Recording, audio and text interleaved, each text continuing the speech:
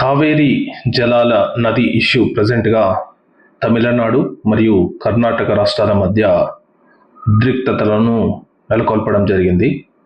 అసలు ఈ కావేరీ నది ఎందుకు ఈ రెండు రాష్ట్రాల మధ్య వివాదాస్పదం అవుతుంది? ముఖ్యంగా భారతదేశంలో ఏదైనా నది రెండు రాష్ట్రాలు కానీ అంతకంటే ఎక్కువ రాష్ట్రాల గుండా ప్రవహిస్తున్నప్పుడు ఖచ్చితంగా రివర్ బోర్డ్ మేనేజ్మెంట్ పాలనలో అది నడుస్తుందన్నమాట. అంటే ప్రతిదానికి ఒక బోర్డు మేనేజ్మెంట్ ఉంటుంది. ఫర్ ఎగ్జాంపుల్ గోదావరికి అయితే గోదావరి రివర్ బోర్డు మేనేజ్మెంట్ అని, కృష్ణా బోర్డు రివర్ మేనేజ్మెంట్ అని, ఇలా రివర్ బోర్డు మేనేజ్మెంట్ లెక్కనే ప్రజెంట్గా కావేరీ బోర్డు మేనేజ్మెంట్ అథారిటీ కూడా ప్రజెంట్గా ఈ రెండు రాష్ట్రాల మధ్య ఉందన్నమాట. సో అయినా కానీ మరి తమిళనాడు ప్రభుత్వం ఏకంగా సుప్రీంకోర్టుకు వెళ్ళడం జరిగింది. 17వ తారీఖు సుప్రీంకోర్టు ఏం చెప్తుందని చెప్పి చాలా ఉత్కంఠత నెలకొల్పడం జరిగిందనమాట.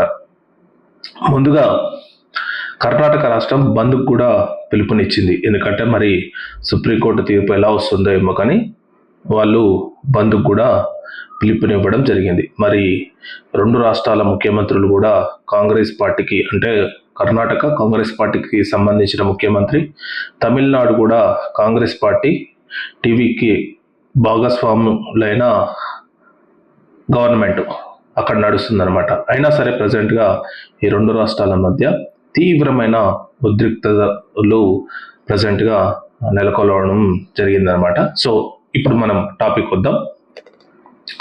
కావేరీ నది ప్రజెంట్గా ఎక్కడ పుడుతుంది, ఎన్ని కిలోమీటర్లు ప్రవహిస్తుంది, సో అసలు తమిళనాడుకు ఎంత దూరంలో ఇది ప్రయాణించి కావేరీ డెల్టాగా మారుతుంది. సో ఇలాంటి విషయాలు మనం ముందుగా తెలుసుకునే ముందు, కావేరీ అనేది దక్షిణ గంగగా పేరు ప్రసిద్ధి పొందిందనమాట. ముఖ్యంగా తమిళనాడు, కర్ణాటక, కేరళ, పుదుచ్చేరిలో కూడా ఈ నది ప్రవహిస్తుందన్నమాట. దాదాపు 800 కిలోమీటర్ల పైచిలుకు మేర ఈ కావేరీ నది ప్రవహించి రెండు రాష్ట్రాలకు సాగునీరు మరియు తాగునీరు మరియు వివిధ రకాల హైడ్రేషన్ అంటే కరెంటు ప్రాజెక్టులను కూడా ఇది ఈ రెండు రాష్ట్రాల ప్రజల కష్టాలను, దాహార్తిని తీరుస్తుందన్నమాట. సో ఫస్ట్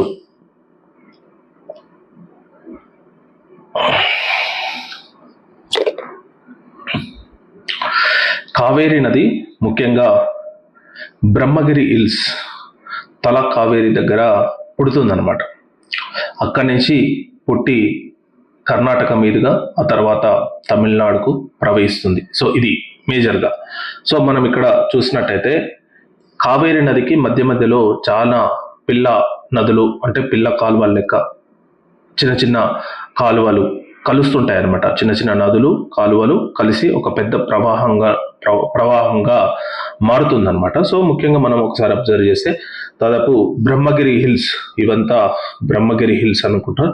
సో ఇక్కడ నుంచి కావేరీ నది పుడుతుంది. సో కావేరీ నది పుట్టి ఇక్కడ హేమావతి అని కూడా, ఇక్కడ ఇదొక నది ప్లస్ లక్ష్మణ తీర్థ ఇక్కడ పుట్టి ఈ రెండు కలుస్తుందన్నమాట. సో హేమావతి, తర్వాత లక్ష్మణ తీర్థ, తర్వాత హారంగి, సో ఈ మూడు నదులు కలిసి కావేరీ నదిగా మారుతుంది. ఇక్కడనే ఒక ప్రాజెక్టు కట్టడం జరిగింది, అదే కృష్ణ రాజసాగర ప్రాజెక్ట్ అన్నమాట.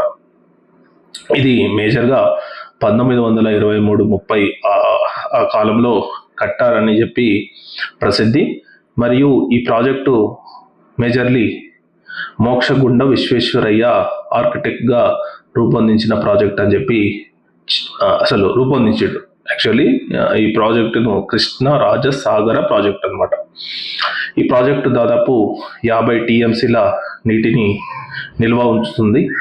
దాదాపు 15 మామూలుగా ఇది గేట్స్ ఉంటాయి అన్నమాట, సీల్డ్ గేట్స్ లెక్క 15 గేట్స్ ఉంటాయి. సో ఏదైనా ఎక్కువ ఫ్లో వస్తే నీటిని వదిలే సామర్థ్యం, కెపాసిటీ ఈ కృష్ణ రాజసాగర డ్యామ్కు ఉందన్నమాట.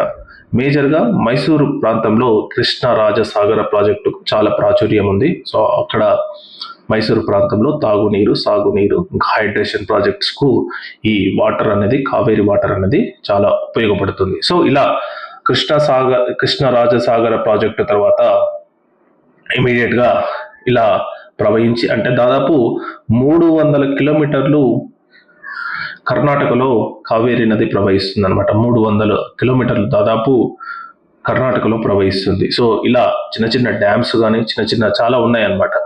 తర్వాత ఇప్పుడు ఇక్కడ ఇది తమిళనాడులోకి ఎంటర్ అవుతుంది. భీమిలి గుంట దగ్గర ఇది ఎంటర్ అవుతుంది. పర్టికులర్లీ ధర్మపురి డిస్టిక్ దగ్గర హుగెంకల్ ఫాల్స్ అనేది మారుతుంది అనమాట. ఒక సరికొత్త జలపాతాలు, ఇది హుగెంకల్ జలపాతాలు అంటారు. సో ఎప్పుడైతే కావేరీ నది తమిళనాడులోకి ఎంట్రీ ఇస్తుందో అక్కడ జలపాతాలుగా మారుతుంది. జలపాతంగా వాటి పేరే హుగెంకల్ జలపాతాలు అంటారు. ఆ తర్వాత ఇది ధర్మపురి డిస్టిక్ లో ఎంటర్ అయ్యి తర్వాత ఇక్కడ సేలం అనే ప్రాజెక్ట్ ఉంటుంది అనమాట. ఇక్కడ సేలం అనే రిజర్వాయర్ కూడా ఉంటుంది. ఆ సేలం అనే రిజర్వాయర్ తమిళనాడు కట్టడం జరిగింది. సో ఇది ఇంకా నెక్స్ట్ ఇంకా తమిళనాడు నుంచి పూర్తిగా ఇలా ప్రవహించి ఇది కావేరీ డెల్టాగా మారి లాస్ట్ కు చిలికల ద్వారా సముద్రంలో కలుస్తుంది అనమాట. సో ఇది మధ్యలో అమరావతి నది యాడ్ అవుతుంది. తర్వాత భవానీ, ఇక్కడ భవానీ హార్ అనేది ఇంకొక నది యాడ్ అవుతుంది. సో ఇలా చాలా నదులు యాడ్ అయిపోయి లాస్ట్కు బే ఆఫ్ బెంగాల్లో కలిసిపోతుంది అనమాట. సో ఇది ముఖ్యంగా కావేరీ నది ప్రాజెక్టు యొక్క రూపం. ఇప్పుడు మేజర్గా తమిళనాడుకు కర్ణాటకకు వచ్చిన మేజర్ ఇష్యూ ఏంది? యాక్చువల్లీ ఇది పుడుతుంది కర్ణాటకలో పుడుతుంది కాబట్టి ఇక్కడ ప్రాజెక్టు కట్టడం జరిగింది. అదే కృష్ణరాజసాగర ప్రాజెక్టు. ఆ కృష్ణరాజసాగర ప్రాజెక్ట్ నుంచి నీళ్లు వదిలితేనే తమిళనాడుకు రావడం జరుగుతుంది. కానీ కృష్ణరాజసాగర ప్రాజెక్టు నీటిని వదలబోమని చెప్పి కర్ణాటక ప్రభుత్వం తేల్చేసింది. వాళ్ళెందుకు వదలబోమని అంటున్నారంటే మేజర్గా కర్ణాటకలో డ్రౌట్, ప్రజెంట్గా సాగునీరు చాలా అవసరం ఉంది. ప్రజలు దాహార్తితో చాలా మంది ఇబ్బంది పడుతున్నారు. ఖచ్చితంగా మేము మా అవసరాలకే ఈ కావేరీ వాటర్ యూజ్ చేస్తాం. మాకు అవసరాలు తీరిన తర్వాతనే మేము ముందుకు వదులుతామని చెప్పి వాళ్ళు ఖరాఖండిగా చెప్పడం జరిగింది. అయితే ఇప్పుడు తమిళనాడుకు చాలా వాటర్ అవసరం. ఎందుకంటే ప్రజెంట్ పరిస్థితులు భారతదేశంలో ఎలా ఉన్నాయంటే ఎన్ని వర్షాలు పడ్డా, ఎంత కాలమైనా, ఎన్ని ప్రాజెక్టులు నిండినా మనం ఒక్క ఎండాకాలం అయిన తర్వాత వాటర్ మొత్తం డ్రౌట్గా మారుతుంది, అబ్జర్ప్షన్ అయిపోతుంది, ఏం వాటర్ ఉండట్లేదు. మళ్ళీ వర్షం పడకపోతే కరువు వచ్చినట్టే ఉంటుందన్నమాట. సో అలాంటి పరిస్థితులు ప్రజెంట్గా భారతదేశంలో ఉన్నాయి. అంటే ఒక సంవత్సరం ప్రాజెక్టు వాటర్ నిండితే కొన్ని సంవత్సరాల పాటు ఉండట్లేదు ఆ వాటరు. ఇమీడియట్గా వచ్చే సంవత్సరానికి ఏమీ వాటర్ లేనట్టుగా ప్రాజెక్టులు ఎండిపోతున్నాయి. సో ఈ ప్రాబ్లం అనేది భారతదేశానికి ప్రజెంట్గా వేధిస్తుంది. ఎందుకు వేధిస్తున్నది అనేది ఒక టాపిక్. ఎందుకంటే మేజర్గా హీట్ వేవ్స్, విపరీతమైన ఎండలు భారతదేశంలో ప్రజెంట్గా కొడుతున్నాయి అన్నమాట. ఒక్కొక్కసారి 46, 47, 48, 50 వరకు రీచ్ అవుతుంది. మనమందరం చూస్తున్నాం. ఎండాకాలం విపరీతంగా ఎండలు కొట్టడం వల్ల వాటర్ అనేది అసలు స్టోరేజ్కి అనుకూల అవకాశమే లేకుండా అబ్జర్వ్ అయిపోతుంది, ఎండిపోతున్నాయి. సో ఈ పరిస్థితుల్లో ప్రజెంట్గా తమిళనాడు ప్రభుత్వం కావేరీ వాటర్ బోర్డ్ మేనేజ్మెంట్ అథారిటీకి లేఖ రాయడం మొదలుపెట్టింది అనమాట. ఎందుకంటే ఎప్పుడైనా సరే ఈ రెండు రాష్ట్రాల మధ్య నదీ జలాల సమస్య వచ్చినప్పుడు ట్రిబ్యునల్స్ ఉంటాయి, రివర్ బోర్డ్ మేనేజ్మెంట్ ఉంటుంది. సో అప్పుడు కావేరీ బోర్డు మేనేజ్మెంట్ మాకు కూడా వాటర్ కావాలి అని చెప్పి తమిళనాడు ప్రభుత్వం కావేరీ రివర్ బోర్డు మేనేజ్మెంట్కు లేఖ రాయడం జరిగింది. Kaveri river board management Karnataka ప్రభుత్వానికి ఆదేశించడం జరిగింది అనమాట. ఏమని ఆదేశించిందంటే ప్రతిరోజు 12,000 క్యూసిక్ల వాటర్ను తమిళనాడుకు పంపాలి 15 రోజుల వరకు అని చెప్పి Kaveri board river management Karnataka ప్రభుత్వానికి ఆదేశించడం జరిగింది. కానీ కర్ణాటక ప్రభుత్వం ఇక్కడ రివర్ బోర్డు ఏదైతే కావేరీ రివర్ బోర్డు ఇచ్చిన ఆదేశాలను బేఖాతరు చేసింది. అసలు లెక్క కూడా పెట్టలేదన్నమాట. వాళ్ళు నీళ్లు వదిలిపెట్టట్లేదు ప్రజెంట్గా. సో తమిళనాడు ప్రభుత్వానికి వాటర్ అవసరం. సో వాళ్ళు ఇమీడియట్గా సుప్రీంకోర్టుకు వెళ్ళడం జరిగింది. సుప్రీంకోర్టులో యాక్చువల్లీ అంటే అంతిమంగా సుప్రీంకోర్టు ఏం చెప్తుందంటే river board management is the supreme. ఏదైతే నదీ జలాలు ఉందో రివర్ బోర్డు మేనేజ్మెంట్ చెప్పిన ప్రకారమే నడుచుకోవాలన్నమాట. సో మరి రివర్ బోర్డు చెప్పినా కానీ కర్ణాటక ప్రభుత్వం వినట్లేదని చెప్పి తమిళనాడు గవర్నమెంట్ సుప్రీంకోర్టుకు వెళ్ళడం జరిగింది.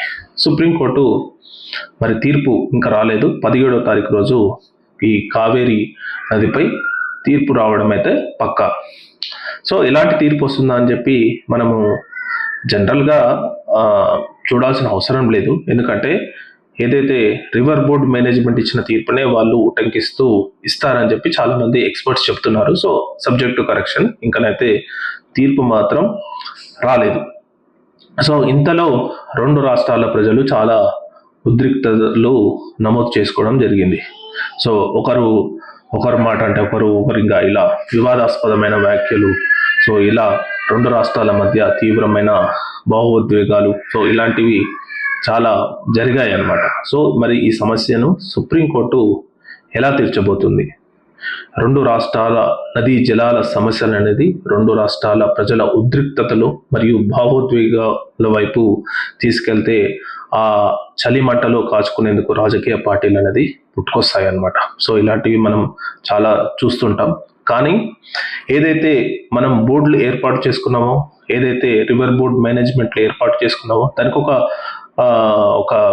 గవర్నమెంట్ బోర్డు, కాన్స్టిట్యూషన్ బోర్డు ఏర్పాటు చేసుకున్న మాటను బేఖాతరు చేయడం అనేది రాజ్యాంగబద్ధం కాదు. ఎందుకంటే రివర్ బోర్డ్ మేనేజ్మెంట్ ఉండదు అనేది 2 రాష్ట్రాలకు ఒక పెద్ద మనిషిలాగా ఈ రివర్ బోర్డ్ మేనేజ్మెంట్ ఉంది. సో రివర్ బోర్డ్ మేనేజ్మెంట్ చెప్పినట్టు ఖచ్చితంగా గవర్నమెంట్స్ వినాలి. ఒకవేళ వినకపోతే అంటే అది సుప్రీం అయిపోతుంది. ఏ రాష్ట్రానికి ఆ రాష్ట్రం మాకు వాటర్ కావాలని చెప్పి పూర్తిగా అడ్డుకట్ట వేస్తే దిగువ రాష్ట్రాలకు చాలా ఇబ్బంది పడాల్సిన అవసరం ఉంటుంది. సో అందుకనే మినిమంగానైనా కొన్ని వాటర్ అయినా మనం కొన్ని రాష్ట్రాలకు ఆదుకోవాల్సిన అవసరం ఖచ్చితంగా ఉంటుంది అన్నమాట. పూర్తిగా కాకపోయినా కొంతలో భాగమైనా, ఎందుకంటే మనకు ఒక 50-60% కడుపు నిండినప్పుడు కనీసం 10% 15% యువతల వానికి కడుపు నిండాలన్న ఆలోచన అనేది ఒక మంచి ఆలోచన. పక్క రాష్ట్రాలు కూడా సోదర భావంతో ఉండాలి. ఇది ఒక ఇండియా.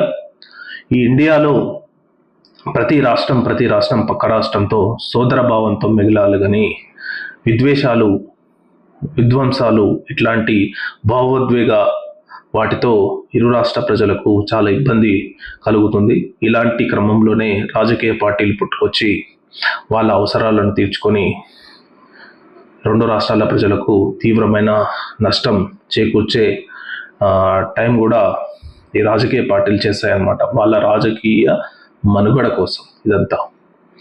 సో ఇది ప్రజెంట్గా కావేరీ ఇష్యూస్ అనేవి 2 రాష్ట్రాల ప్రజలను చాలా తీవ్రమైన భావోద్వేగంతో, తీవ్రమైన ఉద్రిక్తతలు నడుస్తున్న నేపథ్యంలో రివర్ బోర్డు మేనేజ్మెంట్, మరి ఇక్కడ మేజర్గా ఏంటంటే సెంట్రల్ గవర్నమెంట్ ఇనిషియేషన్ తీసుకోవాలి. అంటే సెంట్రల్ గవర్నమెంట్ కూడా ఇనిషియేషన్ అంటే నథింగ్ బట్ ఇది బోర్డు రివర్ మేనేజ్మెంట్ అంటే బోర్డు చెప్పినట్టే వినట్లేదు. ఇక్కడ Kaveri board river management authority అనేది మేజర్గా ఇది సెంట్రల్ గవర్నమెంట్ బాడీ అన్నమాట. సో ఆ బాడీ చెప్పిన మాటనే వినకుండా చేస్తుందంటే మరి సుప్రీంకోర్టు ఎలాంటి తీర్పు ఇస్తుంది? దీనివల్ల మిగతా రాష్ట్రాల మధ్య నదీ జలాల సమస్య వచ్చినప్పుడు ఇదే సూత్రం పాటిస్తుందా లేదా అనేది ముందు చూడాలి. Thank you.